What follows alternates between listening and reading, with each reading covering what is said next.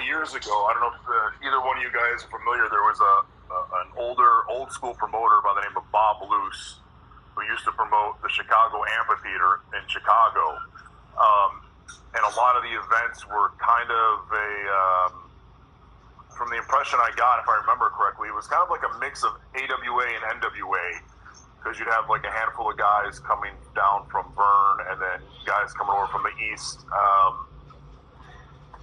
from the NWA territories. And the amphitheater was like the spot that he ran for years. It's no longer in existence. But with all that, Bob Luce used to have like a wrestling museum that he would put up at the events. Apparently, pictures, old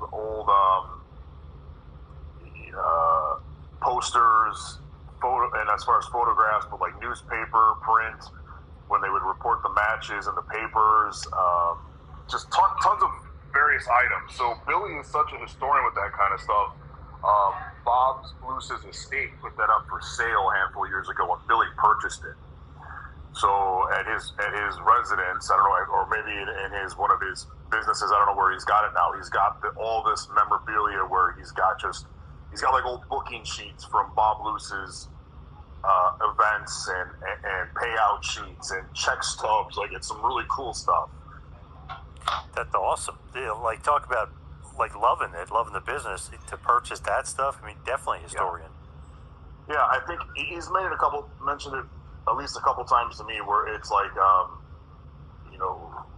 wrestling is still kind of like what he used to love or does love about rock and roll. It's kind of